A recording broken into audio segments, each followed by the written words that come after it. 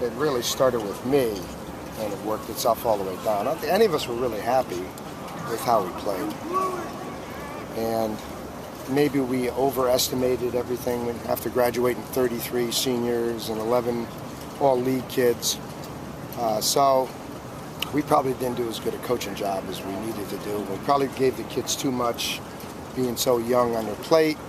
And I think after the season, we all probably learned a great lesson. And starting from me on down, I think we're much better prepared. We're much better focused. We have a much better gauge of where we are and what our kids can and can't do. Yeah, I mean, we're a lot better suited this year than we were last year.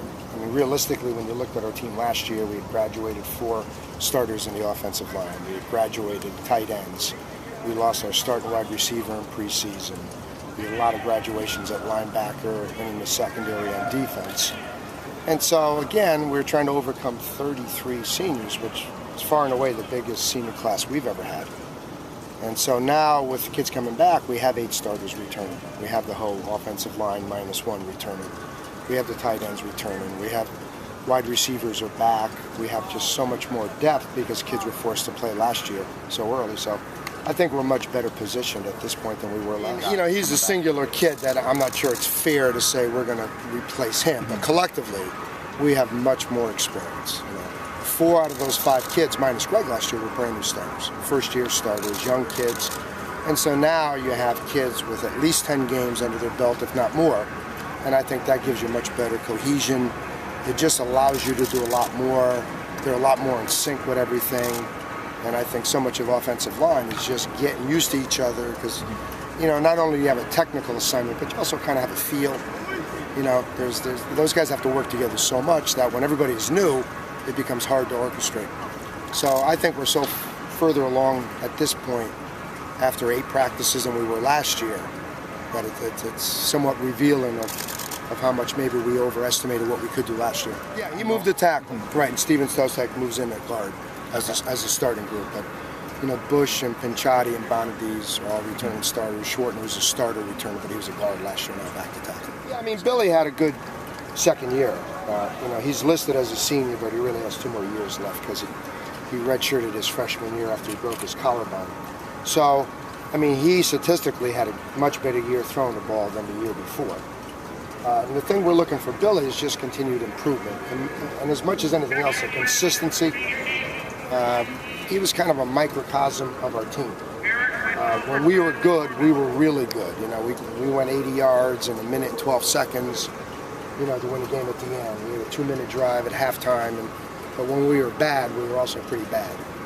And we had too many 3s and outs. So I think the whole goal is just to try and to level things out and be a little bit more consistent. And I think, you know, for the most part, those guys have done a nice job so far. I mean, it's just, you know, we're always worried about everybody. You know, I think the media looks at it much differently. But as coaches, you're only playing 7 Ivy games, and they all count just as much as every other game counts. So, you know, Cornell is going to be a thorn in everybody's side just because they have all those skilled kids back on offense, starting with the quarterback, who obviously is really talented. Core wide receivers are back. The confidence level is up. You know, so I think they're going to play with much more energy. I think they're going to play with much more confidence. And I think, you know, for the most part, they think they can contend. And I think sometimes having confidence is 3/4 of the battle in this league. I'd rather not talk about how it came about. If I had my druthers, obviously, I would not want to be playing. And none of us could have foresaw that also Patriot League schools went to scholarships. So now we have 3 full scholarship teams that we're playing. And so if we could survive, my biggest scare, honestly, is just surviving the early schedule. I mean, it's going to be brutal for our kids. We're at Lafayette, you know, which is going full scholarship. We're home with Villanova. We got to recover from Villanova to then go on the road to Dartmouth. We're going to come back from Dartmouth. We're home with William and Mary, and then we have Columbia. So if we could ever get by the early part of the schedule, you know, I think it'll bode well for us. But honestly, that's my biggest concern. Well, I mean, we're only in practice 8, so it's hard to say, okay, what's the final verdict. The good news is we had an excessive amount of kids get hurt last year. Freshmen I'm talking about. And honestly, even a couple of sophomores. So they're coming back a little bit more mature than a typical freshman would be. So you know, Auday Jackson, Kevin Ijoma, Trevor Neiman are kids you never heard of. They were true freshman cover kids last year. All three of them got hurt. All three of them redshirted. So those kids are coming back into the fray. Evan Jackson at safety is coming back into the fray because he got hurt and redshirted last year as a safety. You know, so we've had, you know, Scott at wide receiver. He got hurt last year, so he's back. So we not only were young last year, but we incurred so many injuries, we became even younger. And so those kids now, even though they're still real young, but at least they have a year of college under their belt. They have a spring ball under their belt.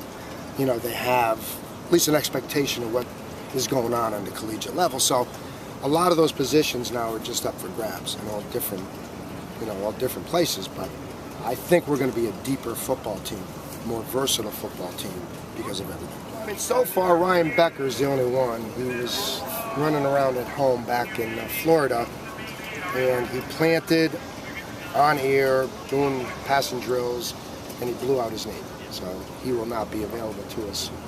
Outside of that, we really don't have anything long-term of a kid that you would say was a significant contributor from last year or a kid who played a tremendous amount. So that's not to say that nothing else will happen moving forward. Again, we're only in practice 8, so we still have 21 practices to go. But so far, so good. Well, Andrew Holland, we're very blessed. Andrew Holland is a terrific player. He's our third kid. And again, he's a more mature, he's going into a senior year. He's been in this program.